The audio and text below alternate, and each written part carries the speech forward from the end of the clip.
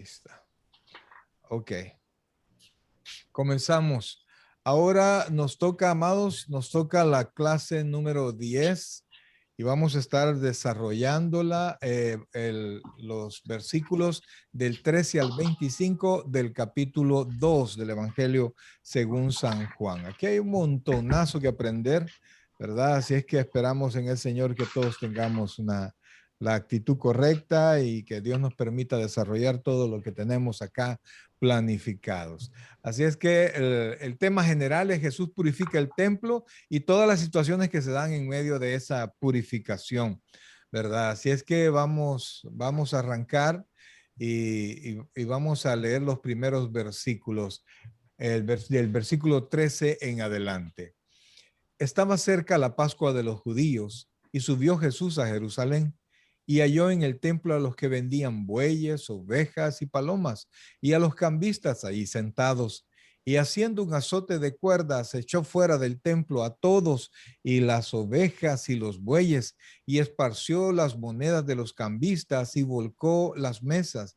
Y dijo a los que vendían palomas: quitad de aquí esto y no hagáis de la casa de mi padre casa de mercado. Entonces se acordaron sus discípulos que está escrito: el celo de tu casa me consume. Y los judíos respondieron y le dijeron: ¿qué señal nos muestras ya que haces esto? Y respondió Jesús y les dijo: destruid este templo y en 3 días lo levantaré. Dijeron luego los judíos: en 46 años fue edificado este templo, y tú en 3 días lo levantarás. Mas él hablaba del templo de su cuerpo. Por tanto, cuando resucitó de entre los muertos, sus discípulos se acordaron que había dicho esto y creyeron la escritura y la palabra que Jesús les había dicho. Luego dice: estando en Jerusalén en la fiesta de la Pascua, muchos creyeron en su nombre y viendo las señales que hacía, pero Jesús mismo no se fiaba de ellos, porque conocía a todos y no tenía necesidad de que nadie le diese testimonio del hombre, pues él sabía lo que había en el hombre. Un aspecto sumamente importante. Ahora vamos a ver este evento tan fuerte, pues, que narran los 4 evangelios, ¿verdad? No solamente está en Juan, sino que está en los 4, cuando Jesucristo llegó al templo y vio todo lo que había en los templos, ¿verdad? Así como cuando hay fiesta en los pueblos, ¿verdad? Y alrededor de la iglesia están las ruedas, están las ventas de dulces, están todas las cosas, pues así estaba alrededor del templo. Y entonces el Señor Jesucristo reaccionó. Ahora, este tema general, Jesús purifica el templo, lo vamos a dividir en 3 subtemas, ¿verdad? Número 1, la pasión de Jesús por la reverencia. Oiga esto, por la reverencia y por supuesto en la casa de Dios. Número 2, el poder de la resurrección. Y número 3, la percepción de la realidad de Jesús. De qué manera Jesús mira todo lo que está a su alrededor. Así es que comenzamos con la pasión de Jesús por la reverencia, ¿verdad? El sentimiento de Jesús por la reverencia que debemos de tener ante la casa del Señor. Oiga esto y ponga mucha atención porque esto es conocimiento general, ¿verdad? En cuanto a la Biblia. La fiesta de la Pascua conmemoraba la liberación de Israel de la esclavitud en Egipto, cuando el Señor mató con su ángel de la muerte al primogénito de los egipcios, pero pasó por encima de las casas de los israelitas. Esto está, por supuesto, en el libro del Éxodo, el capítulo 12, pero creo que todos conocemos esa historia, cuando el Señor, que Plaga. en la última plaga, así es, ya advertida, ¿verdad? Mandó el ángel de la muerte y tenían que haber, los israelitas tenían que haber sacrificado el cordero, que de ahí en adelante se llamó el cordero pascual, y tuvieron que haber pintado el dintel alrededor de la puerta con la sangre del cordero para que el ángel de la muerte pasara de largo. Si no se hacía así, todos los primogénitos, sea de animal o de persona, iban a morir. Entonces, esa era la Pascua y eso era lo que se estaba celebrando en Israel. El Evangelio según San Juan contempla tres celebraciones de la Pascua, ¿verdad? Lo que prácticamente las Pascuas que se celebraron en el ministerio de nuestro Señor Jesucristo, porque se calcula que el ministerio de Jesucristo duró alrededor de 3 años y medio. Ahora vamos a seguir. La celebraban la Pascua, ¿verdad? Anualmente el día 14 del mes Nisan, entre marzo y abril, ese es el mes Nisan. Ese día, entre las 3 y las 6 de la tarde, sacrificaban corderos y comían la cena de la Pascua. Eso es lo que ha venido realizando el pueblo de Israel desde ese día que salió ¿cómo se llama? De Egipto. Ok, sigamos. En obediencia a Éxodo, ayúdanos con ese texto, por favor. Éxodo capítulo 23, versículos del 14 al 17. Subió Jesús a Jerusalén para observar la Pascua. Cuando dice observar no es ver, sino que para obedecer la Pascua, ¿verdad? La celebración de la Pascua y la fiesta de los panes sin levadura que seguía inmediatamente. Nos va a leer la hermana Luis y nos va a leer el 14 al 17 del libro del capítulo 23 del libro de Éxodo. Amén. Que el Señor les bendiga. 3 veces en el año me celebráis fiestas. La fiesta de los panes sin levadura guardarás. 7 días comerás los panes sin levadura, como yo te mandé en el tiempo del mes de Abid, porque en él saliste de Egipto y ninguno se presentará delante de mí con manos vacías. También la fiesta de la siega, los primeros frutos de tus labores que hubiera sembrado en el campo, y la fiesta de la cosecha a la salida del año, cuando hayas recogido los frutos de tus labores del campo. 3 veces en el año se presentará todo varón delante de Jehová el Señor. No ofrecerás el pan leudo, la sangre de mi sacrificio, ni la grosura de mi víctima. Quedará de la noche hasta la mañana. Esa era el 17. Ese era el 18. Ok. Ok, entonces ahí estaba la Biblia, la palabra de Dios, la ley, obligaba a todos los israelitas, en especial a los varones, que celebraran la Pascua. Y estas tres fiestas, todos tenían que ir hacia Jerusalén para celebrar la Pascua. ¿Leo sobre las primicias? Ok. El 19 nos habla sobre las primicias. Perdón. Las primicias de los primeros frutos de tu tierra traerás a la casa de Jehová tu Dios. No guisarás el cabrito en la leche de su madre. Ese es el último. Ok, bueno, sigamos. Eso ya es otra cuestión. Ahora, las primicias. A su llegada, Jesús encontraría que Jerusalén estaba llena de peregrinos judíos, porque los judíos estaban en todos lados, ¿verdad? Entonces, todos tenían que llegar al templo a celebrar la Pascua. Entonces, Jesús encontraría que Jerusalén estaba lleno de peregrinos judíos de todo el mundo romano que había ido a celebrar la principal fiesta judía. Por causa de las multitudes que habían llegado, la Pascua significaba un negocio grande para los mercaderes ubicados en Jerusalén. O sea, como todo, ¿verdad? Multitud de personas es un negocio, ¿verdad? Y los judíos pues eran y siguen siendo comerciantes, no desaprovechaban la ocasión. Sigue leyendo. Amén. En el complejo del templo donde se había ubicado las tiendas estaban los que vendían bueyes, ovejas y palomas y los cambistas sentados. Como no era Como no era práctico para quienes viajaban desde tierras lejanas llevar sus propios animales, los mercaderes vendían aquellos requeridos para los sacrificios a precios sumamente inflados. O sea que no era práctico que todos vinieran desde el lugar donde vivían con el animal que iban a sacrificar, o sea, traerlo todo ese De tiempo lejos. desde lejos, sino que era más fácil venir y comprarlo. Pero todo esto estaba bajo el control de los sacerdotes. Entonces ellos, en lugar de facilitarle al pueblo o hacérselo económico, ellos aprovechaban y a precios sumamente altos se los vendían, ¿verdad? Y también los cambistas, porque no permitían cualquier tipo de moneda en el templo, entonces tenían que traer sus divisas, es decir, tenían que traer el dinero de que ellos utilizaban en la tierra donde estaban y primero cambiarlo al precio que ellos lo querían cambiar y entonces siempre les salía muchísimo caro. O sea, que estas fiestas lo que se había convertido en un negociazo, ¿verdad?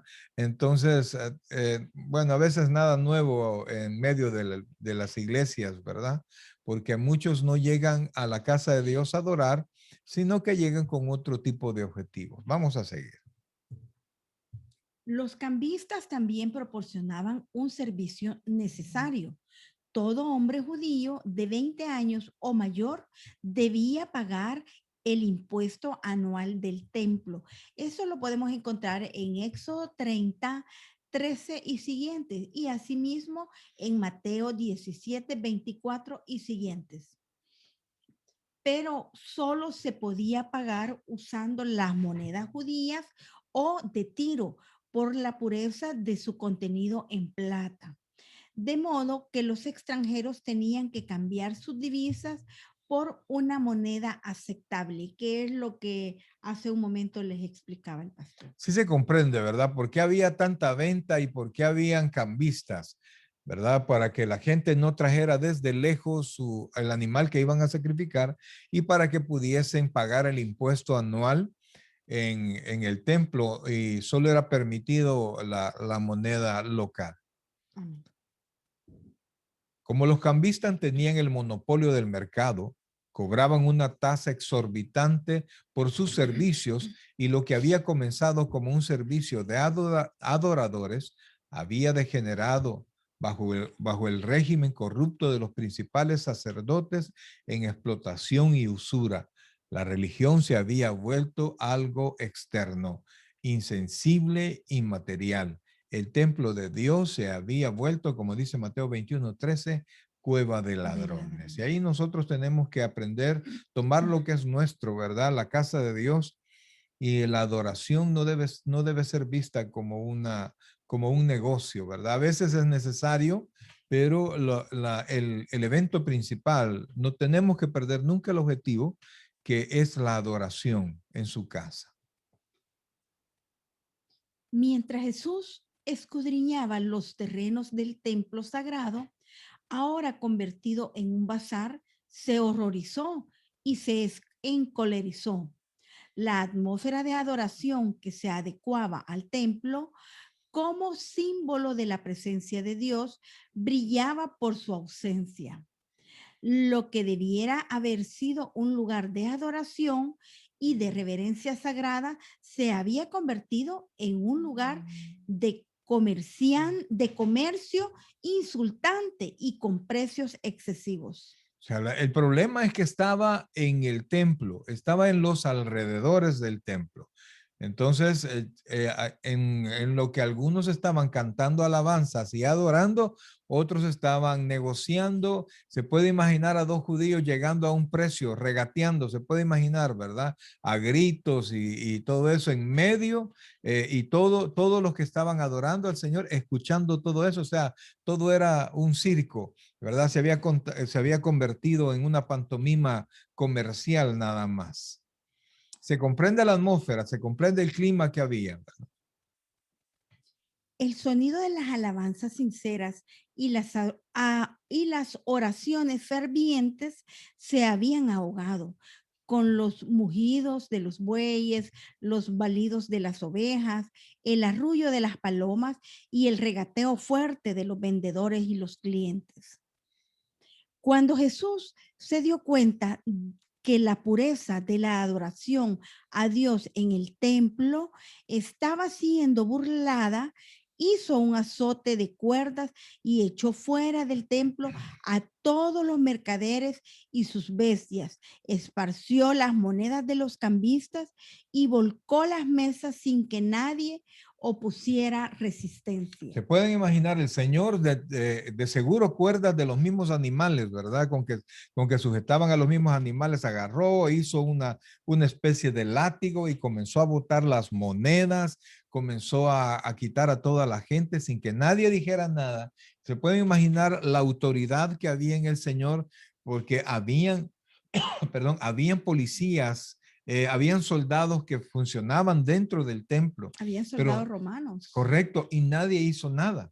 Nadie hizo nada, ¿verdad? Pues de la manera como Dios toma juicio al mundo y nadie puede decir nada de esa manera.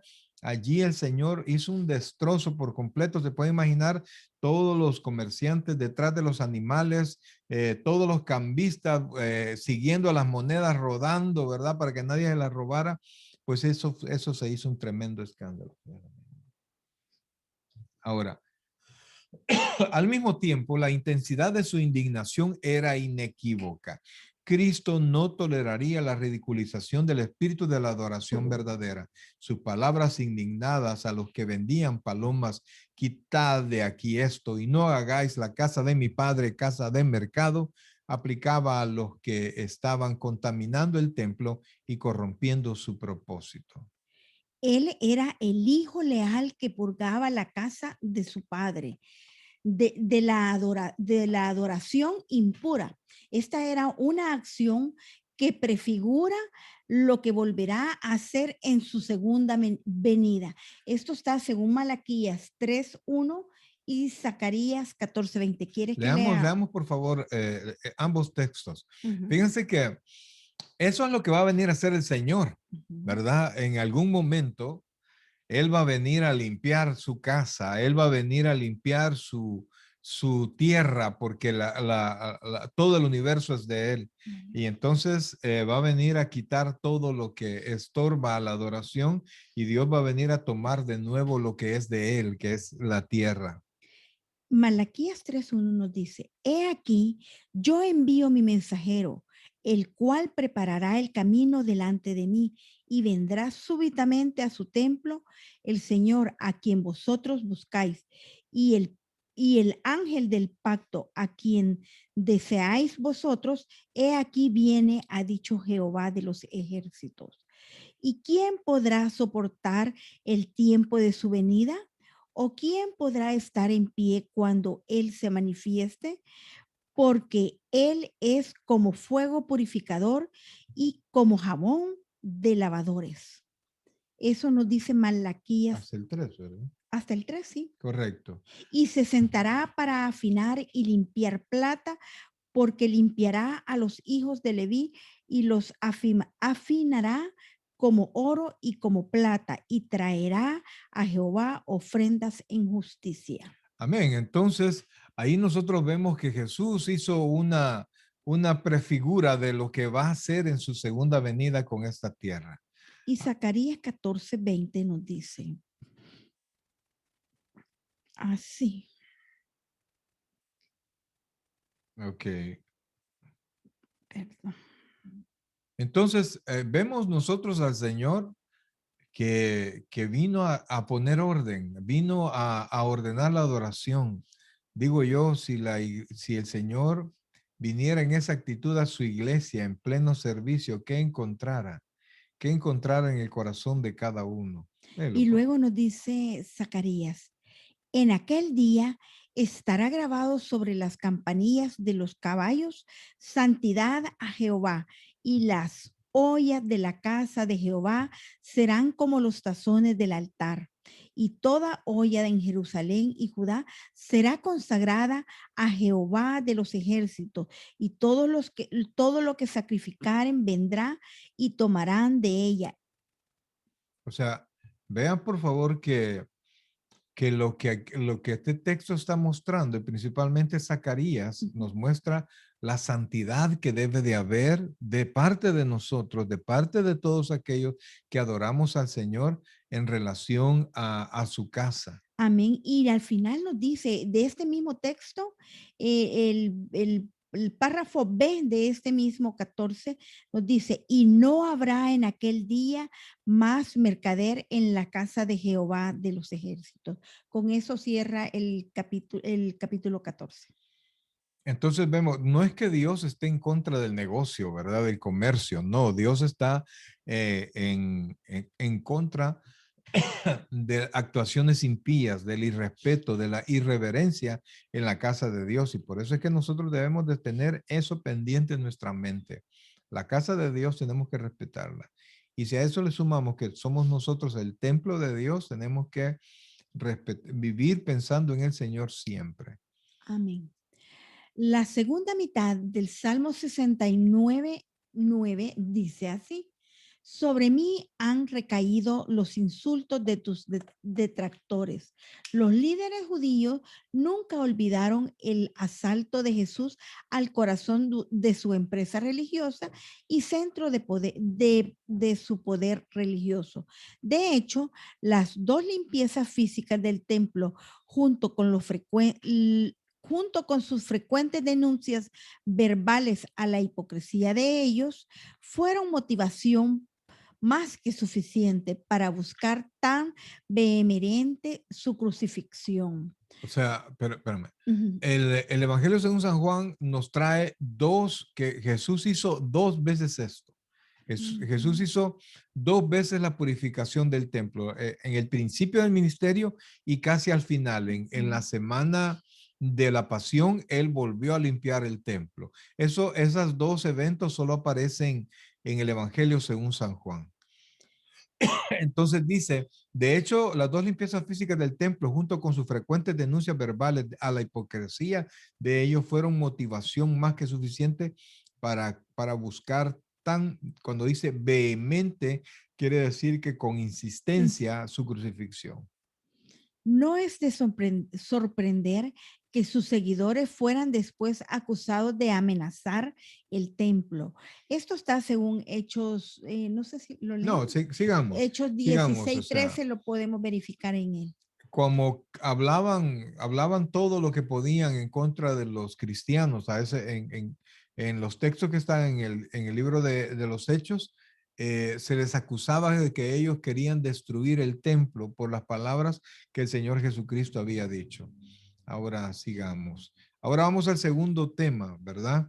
Vamos al poder de la resurrección. Primero vimos la vehemencia del Señor, ¿verdad? Vimos perdón, en el primer tema, cómo Dios, Jesucristo quiere la pasión por la reverencia en la casa del Señor. Ahora el segundo tema es el poder de la resurrección de Jesús. Los judíos, Perdón, todo desde la perspectiva, desde mm, esta limpieza del templo. y los judíos respondieron y le dijeron, ¿qué señal nos muestras ya que haces esto? Respondió Jesús y les dijo, destruid este templo y en 3 días lo levantaré. Dijeron luego los judíos, en 46 años fue edificado este templo y tú en 3 días lo levantarás. Mas él hablaba del templo de su cuerpo. Por tanto, cuando resucitó de entre los muertos, sus discípulos se acordaron que había dicho esto y creyeron la escritura y la palabra que Jesús había dicho. Entonces, ahora vemos la segunda parte de esto, porque la primera fue cuando Jesús tiró todo, ¿verdad? Tiró y echó a todos los vendedores, a los animales las monedas y los cambistas. Entonces, la segunda parte es cuando la guardia del templo llegó, enviados por los sacerdotes, llegaron y le preguntaron, ¿verdad? Le preguntaron, qué señal nos muestras ya que haces esto, ¿verdad? Porque estaban esperando que Jesucristo fuese el Mesías. Entonces ellos estaban atentos a las señales que él hacía. Entonces, esto fue un reto porque le están preguntando a él, lo que le están preguntando prácticamente es la autoridad con lo que hace esto. Los judíos que confrontaron a Jesús probablemente eran miembros de la fuerza policial del templo, Sigan. representantes del Sanedrín o ambos. O sea, era una guardia religiosa, de eso sí Ujú. estamos seguros. Cuando llegaron a investigar la conmoción en el patio del templo, le preguntaron, ¿qué señal nos muestras ya que haces esto? Su pregunta no era una solicitud de información, sino un reto a su autoridad. Jesús asumió la responsabilidad de pasar por alto el dominio y la regulación del templo que ellos ejercían, y ellos querían una señal como prueba de su autoridad para hacer tal cosa. Hasta ese momento, los fariseos y los sacerdotes no estaban seguros de quién era Jesús, si era alguien que verdaderamente representaba a Dios o no. Entonces ellos pedían señales del cielo, porque se entendía que el Mesías iba a hacer señales en el cielo, señales, perdón, más grandes que ellos iban a poder ver. Entonces ellos todavía albergaban la duda respecto de Jesús. Es interesante que aun cuando las autoridades judías cuestionaron su derecho a hacer lo que hizo, no lo arrestaron. Y esto definitivamente por ser quien era, ¿verdad? Amén. Los líderes judíos, con la incredulidad de su corazón endurecido, pedían repetidamente tales señales, pero nunca aceptaban las que recibían. Como escribió Juan después, pero a pesar de que había hecho tantas señales delante de ellos, no creían en él. Eso nos lo dice Juan 12, En 37. otras palabras, ellos ya habían cerrado su mente y ya habían cerrado su corazón. Ellos querían señales específicas y no veían las señales que el Señor Jesucristo hacía. Una cantidad enorme de señales entre ellos la resurrección de Lázaro, la multiplicación de los panes, etcétera, ¿verdad? Que eran más que suficiente para saber que él era una persona enviada por Dios. El hecho de que las autoridades del templo exigieran una señal también expone la maldad de sus corazones. Ellos sabían que la comercialización corrupta y avara Avara, avara, perdón, avara. avara de la adoración en el templo estaba mal. No obstante, se negaron obstinadamente a admitirlo. Muchas veces y todas las autoridades religiosas, absolutamente todos, cuando nos metemos al hacer, al andar en las iglesias, a hacer, a desarrollar, a crecer, a que los ministerios crezcan, a comercializar camisas o Biblias o lo que sea, ¿verdad? Y vemos el flujo del dinero y la cantidad de la gente, muchas veces nos damos cuenta que esto solamente está alrededor de la vida de la iglesia, pero la misión principal de la iglesia es la adoración. Y eso es lo que nosotros no debemos de perder nunca. Adorar al Señor es la misión principal de la iglesia.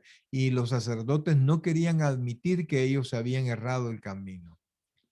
La respuesta enigmática de Jesús, destruid este templo y en 3 días lo levantaré, desconcertó a las autoridades judías y a sus discípulos también en ese momento. Eso está según el versículo 22. Como hacía Jesús con sus parábolas, para el juicio de ellos, esta declaración velada escondía la verdad a los incrédulos hostiles. cuya ceguera espiritual resultaba de su propia incredulidad y rebeldía hacia Dios. ¿Se recuerdan que dijimos el domingo que las parábolas revelaban, pero también escondían, verdad? Ujú. Dependiendo del corazón, si el corazón quería saber, que el corazón tenía la suficiente deseo de aprender, la parábola revelaba. Pero si no había interés, la parábola ocultaba, ¿verdad? Entonces, de la misma manera, los sacerdotes no querían aceptar a Jesús, no quería que les movieran su negocio, su manera de vivir, su religiosidad, no querían dejarla. Y por eso es que Israel equivocó su camino para con Dios, porque quiso hacer su propia justicia y no la justicia que Dios traía.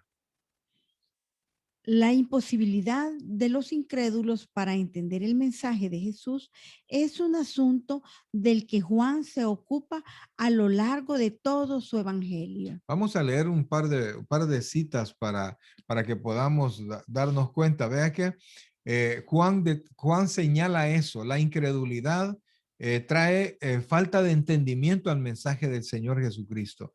Entonces, estos versículos nos muestran cómo Juan trae a la luz el que un incrédulo no logra comprender el mensaje. En Juan 3:3 nos dice, respondió Jesús y le dijo, de cierto te digo, que el que no naciere de nuevo no podrá ver el reino de Dios. Versículo 4.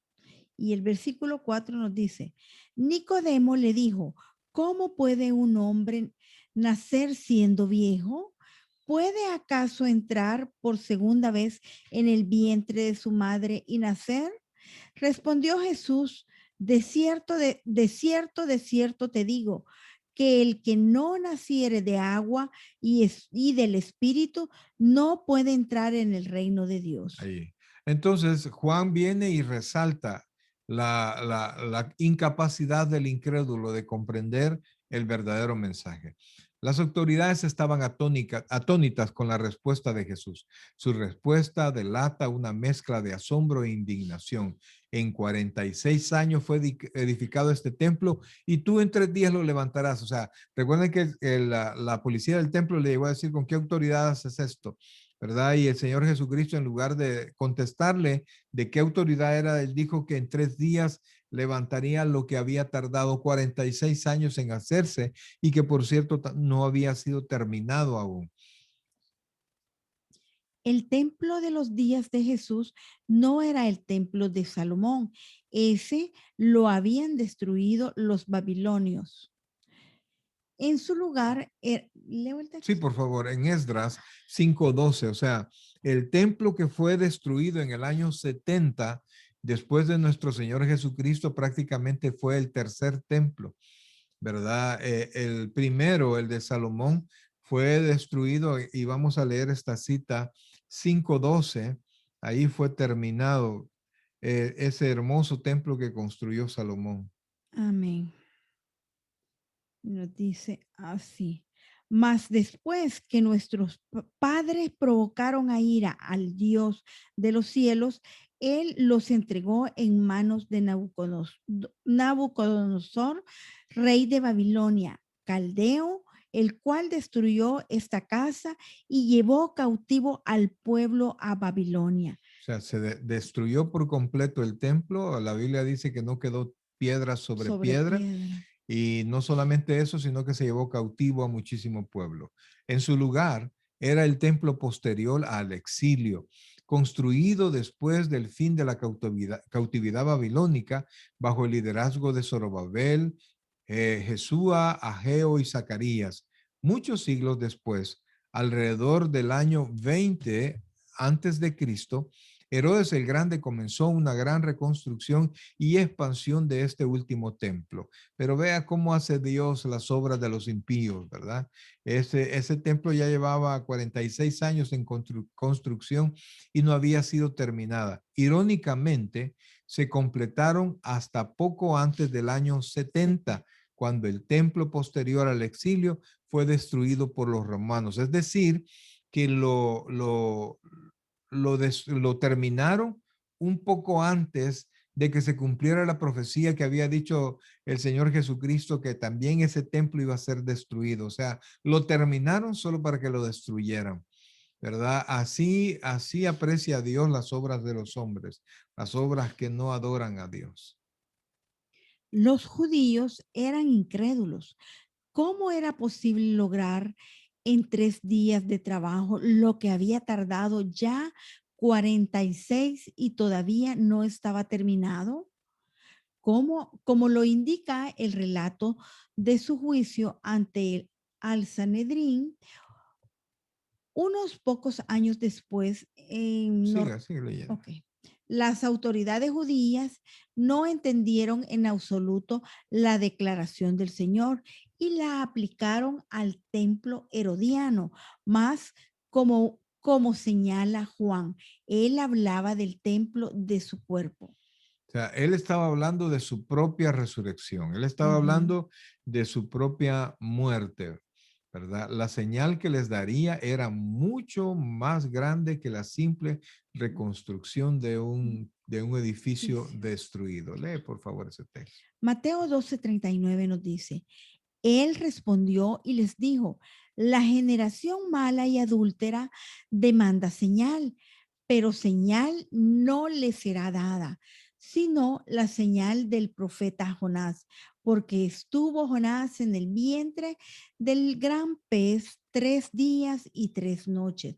Así estará el Hijo del Hombre en el corazón de la tierra 3 días y 3 noches. Esa es la única señal, ¿verdad? Que el Señor Jesucristo les iba a dar, porque él hacía señales, ¿verdad? Él hacía señales todo el tiempo, hacía milagros muchas veces, en un mismo día hacía muchísimos señales, pero ellos querían ver una señal que les satisfaciera, así como mucha gente quiere del Señor las cosas que ellos mismos quieren y no lo que Dios les quiere dar, y por eso no se acercan a Él. La señal que él daría era su propia resurrección, algo que ni sus discípulos entendieron inmediatamente. No fue hasta cuando resucitó de entre los muertos que sus discípulos se acordaron que había dicho esto.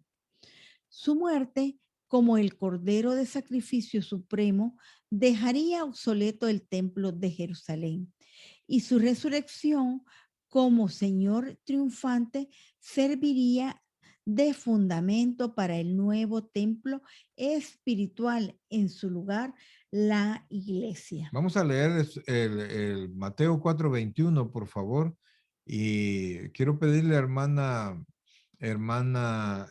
Anita, léame Primera de Corintios 3:16 y 17. Hermana Roxana, Segunda de Corintios 6:16. Y hermano César, por favor, Efesios 2 del 19 al 22. O sea, tú vas a leer Mateo 4:21, ¿sí? 4:21. Hermana Anita, Primera de Corintios 3:16 y 17. Hermana Roxana, Segunda de Corintios 6:16. Y el hermano César, Efesios 2:19 al 22. Pasando de ahí, vio a otros 2 hermanos, Jacobo, hijo de Zebedeo, y Juan, su hermano, en la barca con Zebedeo, su padre, y que remendaban sus redes y los llamó. Ahora vamos por favor, no, es Al- que este es no, no, Juan, no, no, amor, sí, este es este Juan. Juan, sí. Juan 4:21, perdón. Juan 4:21.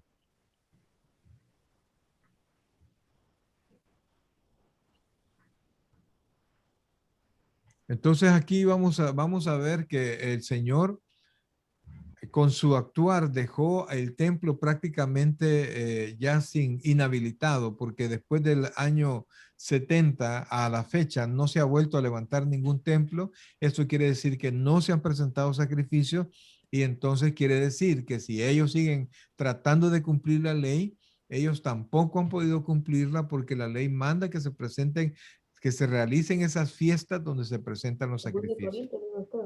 No, Efesios me dijo. Ah, Ahora vamos con Juan Juan, 4:21. Jesús le dijo, mujer, créeme que la hora viene y cuando ni en este monte ni en Jerusalén adoraréis al Padre. O sea, el Señor Jesucristo ya lo sabía, Él ya los había dicho. Viene el momento donde no habrá más adoración, Como nos ha ¿verdad? pasado en estos Sí, como el tiempos. Señor cerró las iglesias, pero nosotros ahora somos el templo y eso es lo que Amén. vamos a leer, nos va a leer la hermana Anita, 1 Corintios 3, 16 y 17.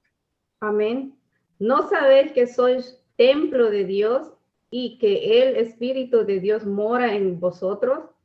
Si alguno destruye el templo de Dios, Dios lo destruirá a él, porque el templo de Dios, el cual sois vosotros, santo es. Entonces se dan cuenta, o sea, el Señor dejó inhabilitado prácticamente el templo después del año 70, ¿verdad? Y pasamos a ser nosotros el templo. Según de Corintios 6, 16. Dice, ¿y qué recuerdo hay entre el templo de Dios y los No, ídolos? no, ¿cómo dice? ¿Y qué acuerdo hay entre Correcto. el templo de Dios y los ídolos? Porque vosotros sois el templo del Dios viviente, como Dios dijo, habitaré y andaré entre ellos y seré su Dios, y ellos serán su pueblo. Amén, amén. Ahora, hermano César, por favor, Efesios 2, 19 al 22. Así que ya no sois extranjeros ni advenedizos, sino conciudadanos de los santos y miembros de la familia de Dios, edificados sobre el fundamento de los apóstoles y profetas, siendo la principal piedra del ángulo Jesucristo mismo, en quien Amén. todo el edificio bien coordinado va creciendo para ser un templo santo en el Señor, en quien vosotros también sois juntamente edificados para morada de Dios en el Espíritu. Amén. Entonces concluimos, amados hermanos, concluimos que Jesucristo ya estaba todo determinado, no hay nada que fuese algo que se le ocurrió en el momento, sino que ya estaba determinado por Dios que ya Israel no iba a presentar más sacrificio porque el templo de Israel dejaba prácticamente de ser la casa de Dios porque iba a ser el cuerpo de cada creyente, ¿verdad? Según lo que nosotros hemos leído. Los discípulos entendieron todo claramente, solo después de la resurrección. Solamente allí esta profecía tuvo sentido para ellos y reconocieron el poder de la resurrección de Jesús como un claro indicador de su deidad. Entonces nosotros podemos darnos cuenta la autoridad del Señor y cómo abolió, cómo quitó el Señor, cómo tuvo la autoridad para quitar eso hasta la fecha, hermano. Mire, Israel con toda su fuerza, Israel con todo lo que tiene, no puede levantar de nuevo el templo, no puede, porque ahí donde estaba el templo, donde debe ser construido, está una mezquita, ¿verdad? Entonces, y no puede, simplemente no puede hacerlo. El templo se va a volver a construir cuando venga el anticristo y pueda hacer un pacto, ¿verdad? Entre los árabes y los judíos. No sé cómo lo va a hacer porque ningún hombre lo ha podido hacer, pero el anticristo va a ser tan hábil que va a hacer un pacto y va a llevar a esa región una paz momentánea, pero que esta va a ser rota. El mismo Dios va a romper esa paz, ¿verdad? Porque el anticristo lo que desea es adoración para Satanás y para sí mismo. Ahora vamos al tercer tema. El tercer tema es la percepción de la realidad de Jesús. Entonces, el primer tema que vimos es la pasión de Jesucristo por la reverencia en la casa del Padre. La segunda es el poder de la resurrección que prácticamente dejó inhabilitado el templo, ¿verdad? Y la tercera es la realidad que Jesucristo puede ver que no vemos nosotros, la realidad que tenía él a su alrededor. Y nos dice Juan 2:23 así, Estando en Jerusalén en la fiesta de la Pascua, muchos creyeron en su nombre, viendo las señales que hacía. Pero Jesús mismo no se fiaba de ellos, porque conocía a todos y no tenía necesidad de que nadie le diese testimonio del hombre, pues él sabía lo que había en el hombre. O sea, vea esto por favor y ponga mucha atención porque aquí estamos hablando, pasó lo del templo, ¿verdad? Pasó sobre lo del cuestionamiento que con qué autoridad el Señor Jesucristo hacía eso. Y ahora el Señor continúa en Jerusalén en la fiesta de la Pascua y él había hecho milagros, hacía señales y las señales habían sido a la vista de todas las personas. Entonces, muchos habían visto los milagros. Y a través de los milagros, ellos habían creído o tenían una opinión favorable para con el Señor. Pero el Señor, mire cosa rara, ¿verdad? Porque cuando un pastor ve que las personas dicen que creen y hacen una oración, el pastor está feliz, ¿verdad? Porque hubo conversión. Pero mire lo que dice el versículo 25. Y no tenía... Pero Jesús, el 25. el 24, perdón. Pero Jesús mismo no se fiaba de ellos porque conocía a todos, dice. Y no tenía necesidad de que nadie le diese testimonio del hombre, pues él sabía lo que había en el hombre. O sea, aquí estamos viendo, amados, que decían creer, pero el Señor no creía su fe. El Señor no tenía fe en la fe de ellos. Por eso es que no importa, la gente dice yo creo, ¿verdad? Pero su fe se testifica con las obras. Y eso prácticamente es el punto que trata este último tema que vamos a ver. Estos 3 versículos sirven de puente entre el relato de la limpieza del templo y la historia de Nicodemo, que vienen a continuación. Esta sección, aunque breve, tiene profundas implicaciones relativas a la naturaleza de la fe salvadora. Esto es bien importante, amados, que podamos poner mucha atención ahí y comprender esto, porque todos somos salvos, los que somos salvos lo somos por fe, pero no cualquier manifestación de fe salva, ¿verdad? Vamos a tratar de ver ese punto. Jesús permaneció en Jerusalén durante la Pascua y la fiesta de los panes sin levadura que venían inmediatamente después. En ese tiempo realizó varios milagros que no están registrados específicamente en las Escrituras. ¿Y cómo si no está registrado qué milagros hizo? ¿Cómo lo sabemos? Vamos a ver Juan 20, versículo 30 y hermana Anita, ayúdenos por favor con el 21-25 de Juan.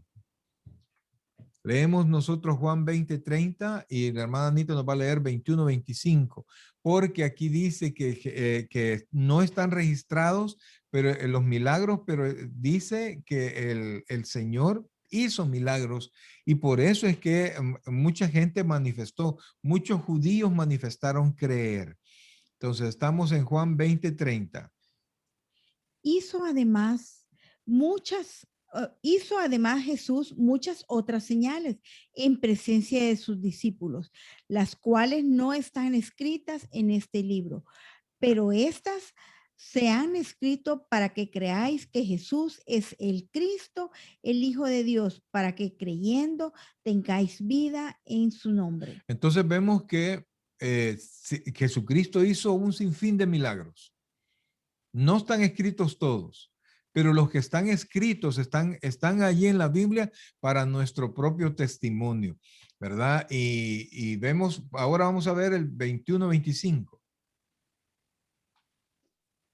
Y también, hermana Anita. Amén. Y hay también otras muchas cosas que hizo Jesús, las cuales si se escribieran una por una, pienso que ni aún en el mundo cabrían los libros que se habrían de escribir. Amén. Entonces, vemos que muchas cosas no están escritas en la Biblia que sí verdaderamente sucedieron. Pero según el texto que nos leyó la hermana Luisi, lo que está escrito es suficiente para que nosotros creamos, ¿verdad? Entonces no nos vamos a poner a registrar qué milagros hizo y qué no hizo, sino que nos vamos a quedar con lo que la Biblia nos señala. Pero por esos milagros, esos judíos tenían una actitud positiva para con Jesús.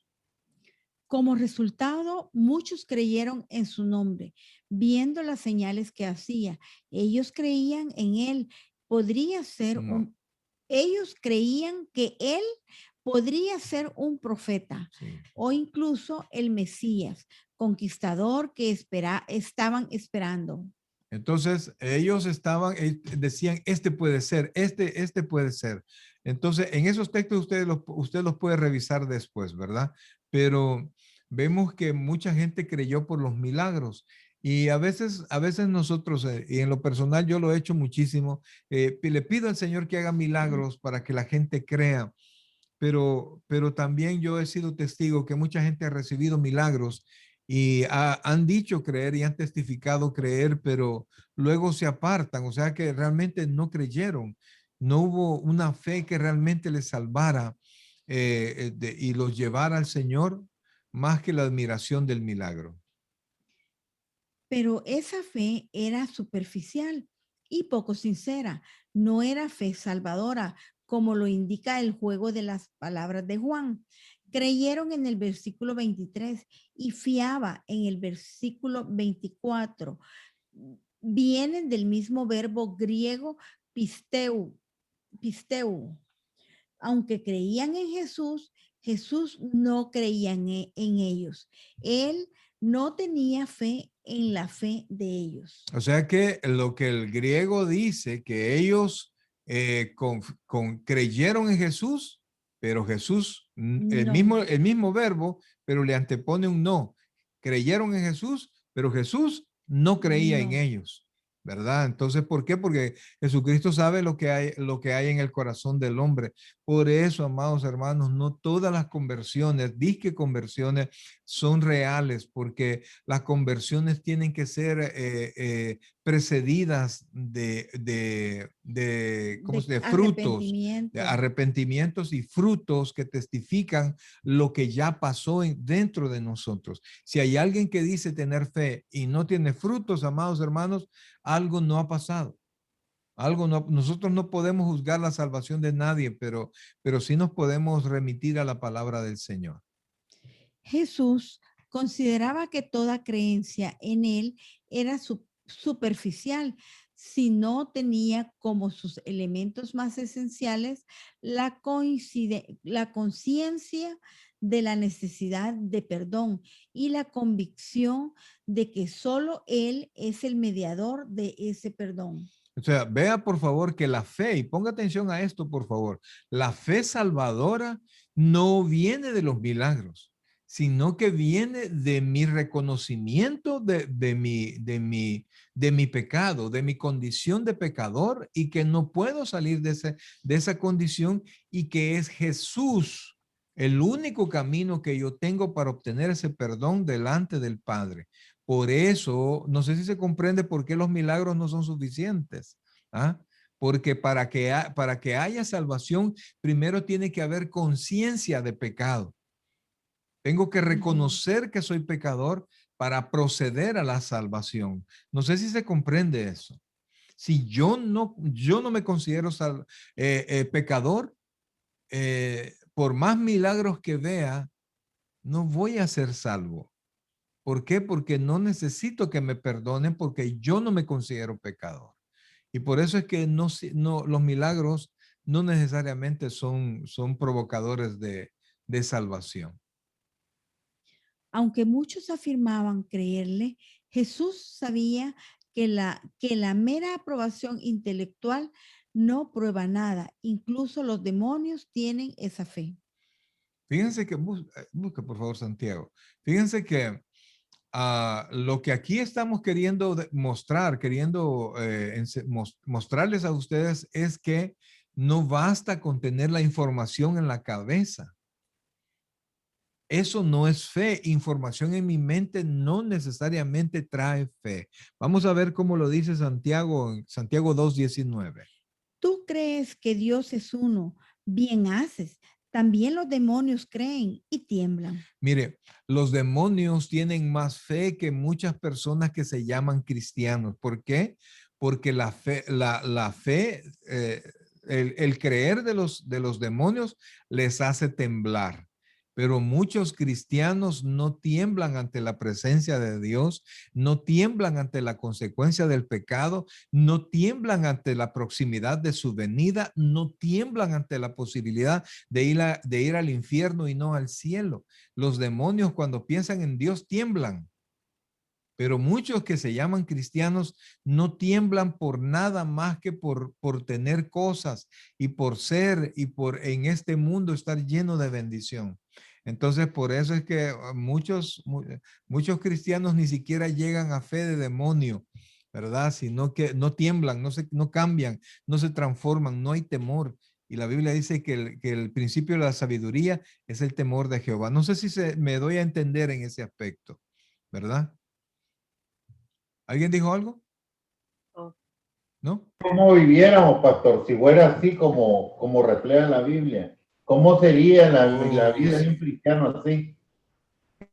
Digo, pues, una pregunta. Sí, fíjese que a eso vamos todos los que hemos creído, ¿verdad? Poco a poco, porque nos encontramos en esta carnalidad, pero muchos que dice el Señor Jesucristo que le dirán Señor, Señor, no entrarán al reino de los cielos. Sí, ¿eh? Entonces, hay que reconocerlo que muchas veces estamos rodeados de fe, de gente que dice que tiene fe, pero no son salvos. Vamos a ahondar un poquito más en este punto.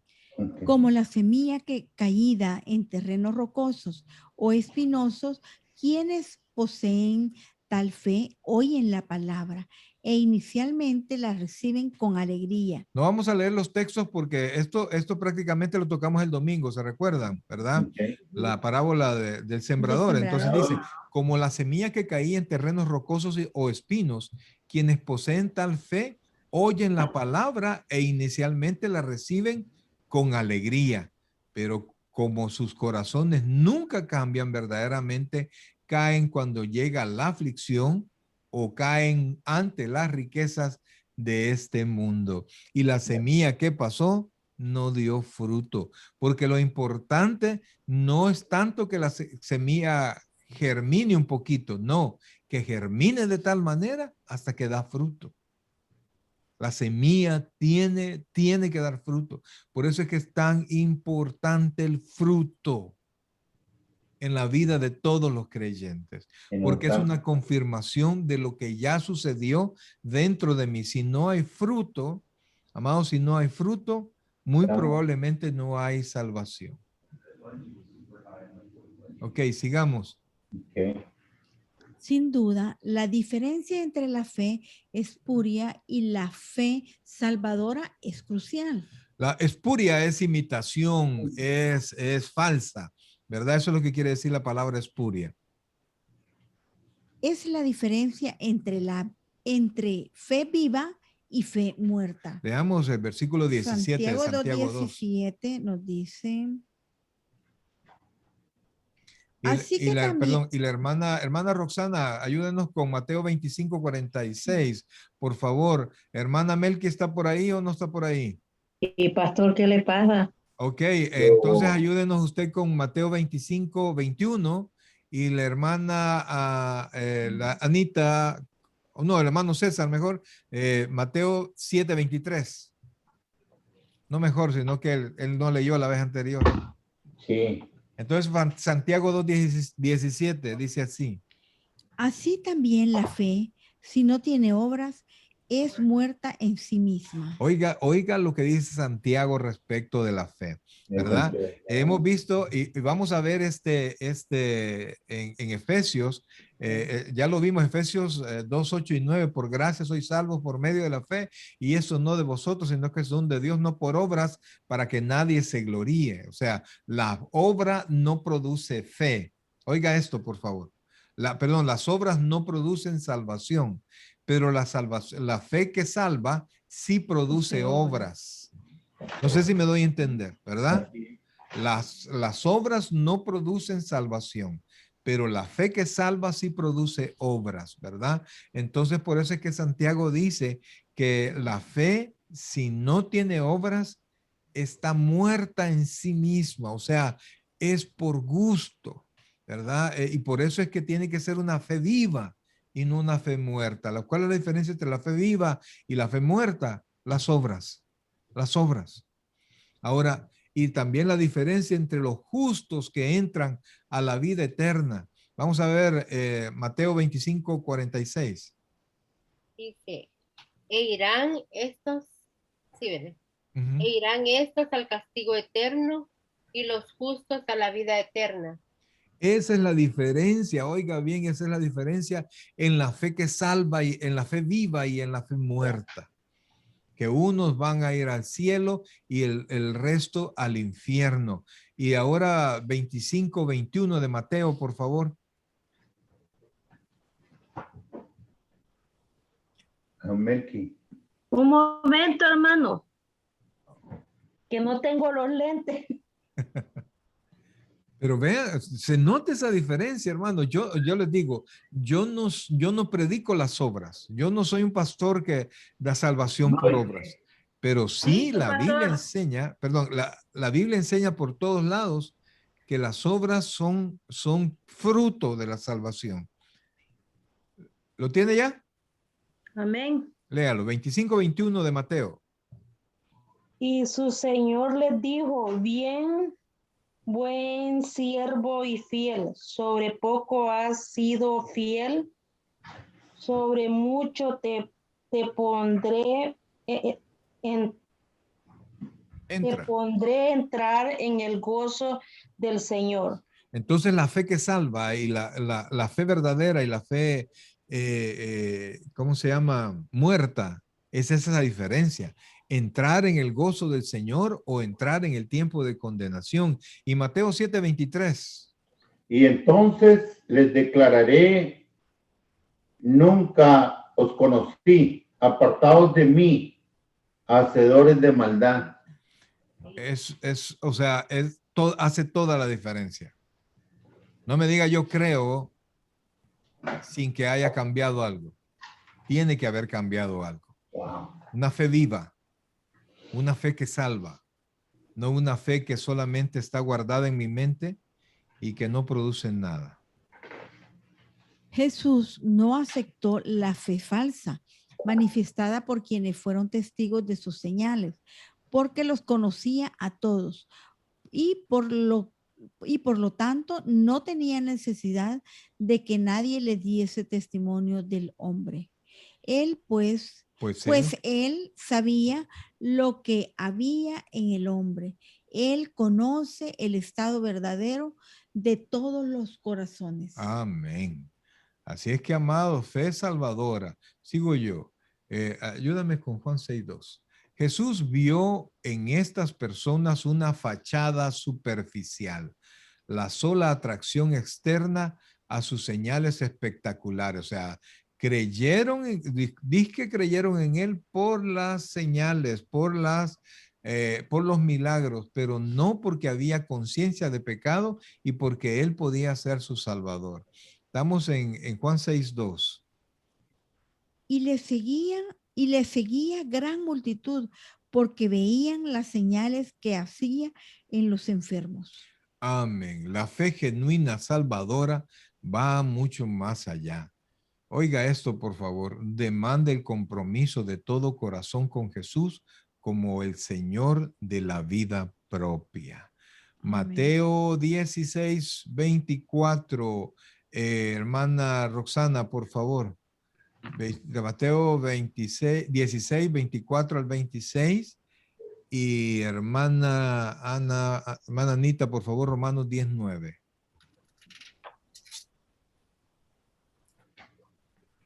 La fe genuina salvadora.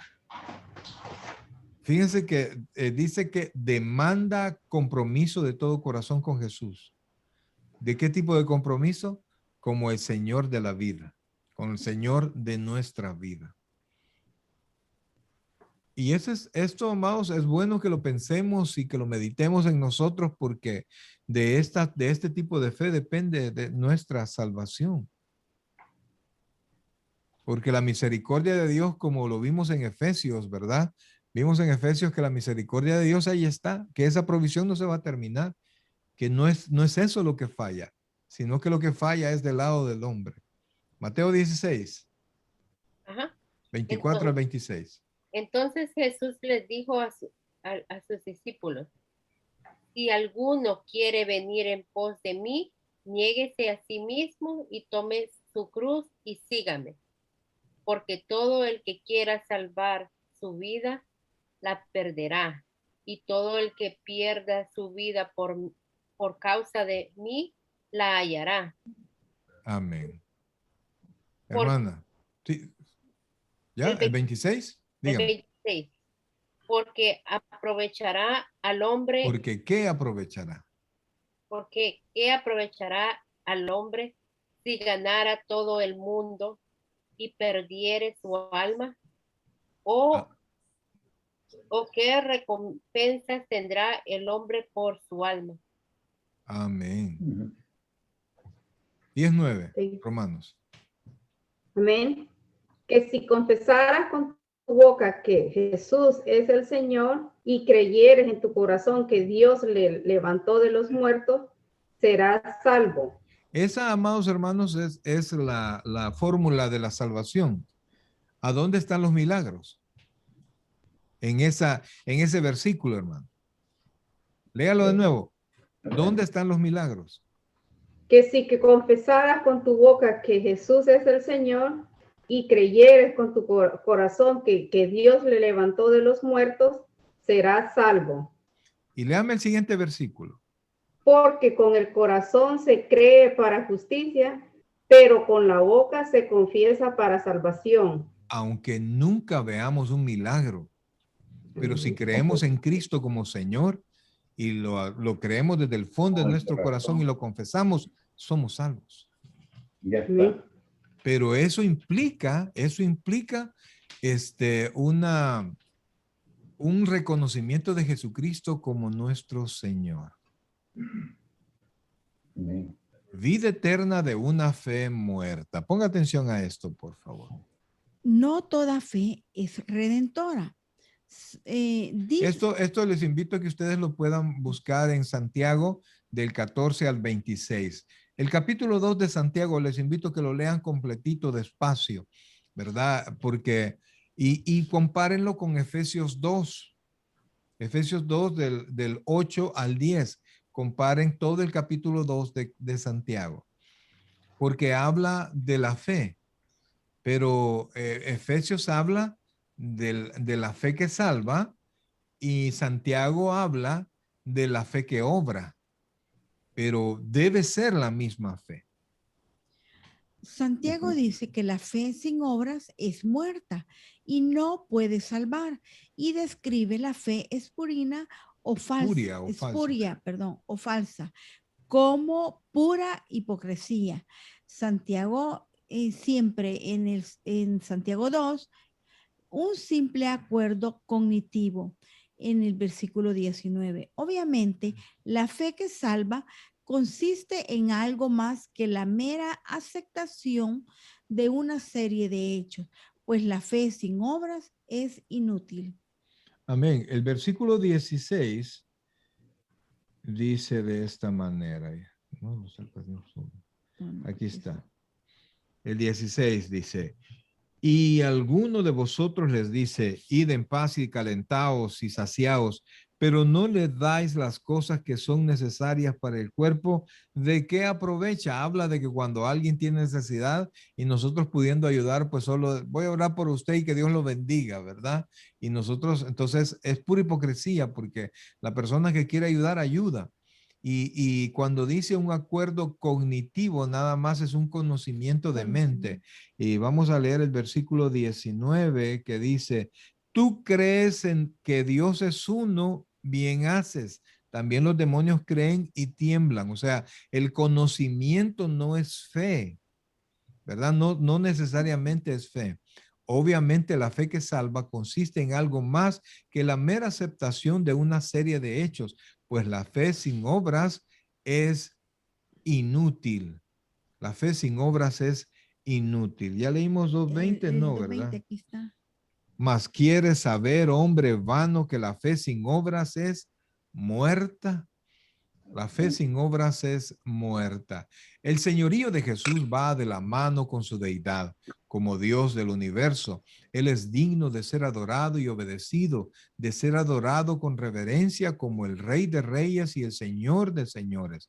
Las tres viñetas de este pasaje, que es decir, que las tres viñetas se refiere a la limpieza del templo, a la pregunta sobre con qué autoridad hacía eso, y a la tercera, cuando el Señor Jesucristo no creía en aquellos que decían tener fe.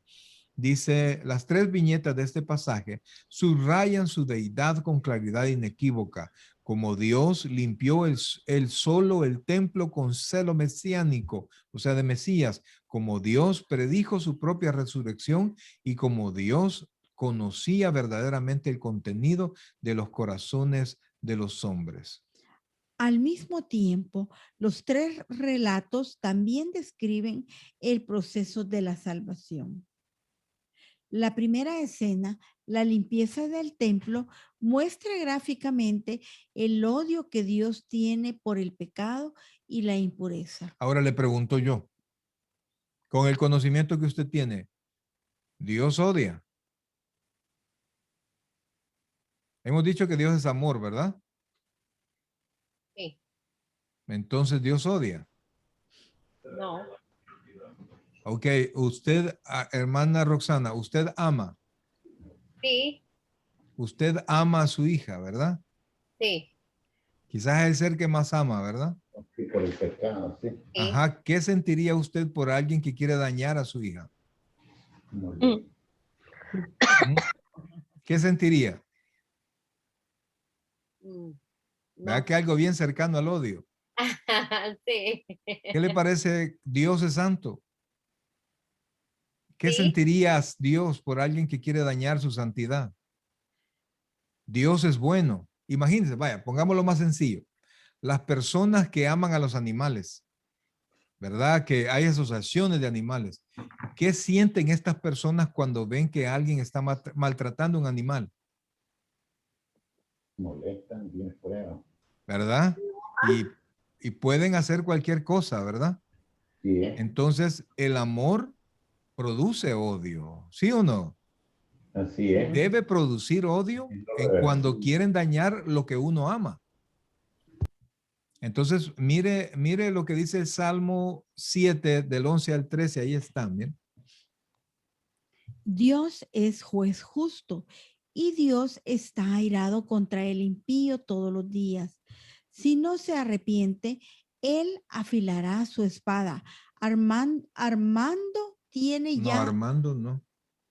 perdón, armado tiene ya su arco y lo ha preparado. Asimismo, ha preparado armas de muerte y ha labrado saetas ardientes. ¿De quién está hablando eso? ¿A quién se refiere? ¿Mm? Adiós. Dios es juez justo, dice. ¿Y qué siente Dios contra el impío? Airado. Está airado, ¿verdad? No es enojo, sino es el tope de un sentimiento negativo. Ya rebalsó todo el gusto. ¿Y cada cuánto siente Dios eso según ese texto? En cada momento. ¿Mm? Dígalo ahí, ¿cómo está ahí? Todos los días. Todos los días. Ujú. Entonces aquello de que no, Dios nos ama a todos, ¿verdad? Dios es bueno y no nos va a hacer nada. ¿Es cierto eso? Sí nos ama, pero el problema es que nosotros le damos la molestia excesivamente sin límite. Entonces el amor produce odio. Así es. Eso así es. Yo amo. Y quien quiera dañar lo que yo amo, Va a producir Lo un molesta. sentimiento negativo. Así es. Entonces, amados, la primera escena, entonces el Señor Jesucristo, ¿qué sintió? Cuando estaban, el templo donde se adora a Dios, era un party, era un mercado. ¿Qué Se sintió? airó. Se Se enojó. airó, ¿verdad? Se enojó de tal manera que todo lo tiró. Entonces, ¿por qué? Porque Dios es juez justo y Él va a limpiar un día el templo. Imagínense los que rechazan el sacrificio de su hijo. Imagínense los que rechazan algo que uno de sus hijos haya hecho. Uy, qué feo esto, ¿quién lo ha hecho? Y su hijo lo hizo con mucho esfuerzo. Cualquier padre se enoja. Entonces la muerte de Jesucristo en la cruz del Calvario, rechazado por los impíos, encuentran a un Dios airado. Entonces esa es la primera escena, la del templo, la limpieza del templo. La segunda escena, ayúdame con Romanos 4:25, por favor. La segunda escena, la explicación de la resurrección de Jesús, revela que Dios da nueva vida en Cristo, ¿verdad? Quien fue, y ya nos va a leer la hermana Luisa el versículo completo, versículo 25, que es el último del capítulo Así es. 4. El cual fue entregado por nuestras transgresiones y resucitado para nuestra justificación. Amén. Entonces, y seremos resucitados a través de Jesucristo. Y Él fue resucitado para nuestra justificación. Y la escena final. La creencia superficial de las personas revela que la provisión de salvación de Dios viene solo a través de la fe genuina salvadora. Amén. Entonces, amados hermanos, mire todo lo que hemos sacado de esto, ¿cómo se llama? Sí. De este momento, del momento en cuando Jesucristo vino y limpió el templo. Y definitivamente, amados hermanos, nosotros tenemos que estar muy atentos a nosotros mismos y no creernos de que todas las personas que dicen repetir una oración son salvas, para que no seamos nosotros engañados. No que vamos a desacreditar a nadie, no, nosotros no tenemos la autoridad para eso, pero tampoco tenemos que ser engañados por las apariencias. La fe produce obras. Las obras no producen fe, ¿verdad? Eso se entiende. Las obras no producen salvación, pero la fe salvadora sí produce obras, ¿verdad? Entonces, y aquí al final nosotros primero tenemos que ver la reverencia que el Señor Jesucristo tenía de su casa. Y cuando nosotros vayamos a la iglesia, recordemos esa reverencia. Adoremos al Señor en su casa, ¿verdad? No tengamos pláticas inconvenientes ni actitudes inconvenientes en la casa de Dios. No se enoje con nadie en la iglesia. No hable de manera incorrecta. No ocupe tonos incorrectos contra otra persona en la casa del Señor, porque ahí estamos para adorar al Señor, guardando nosotros la reverencia de vida. Segundo, amados hermanos, nosotros reconocemos que la resurrección de Cristo, vimos nosotros que tenía tal autoridad que inclusive vino y inhabilitó el templo hasta la fecha, el templo judío hasta la fecha, como para presentar sacrificios. Ya no hay sacrificios, ¿verdad?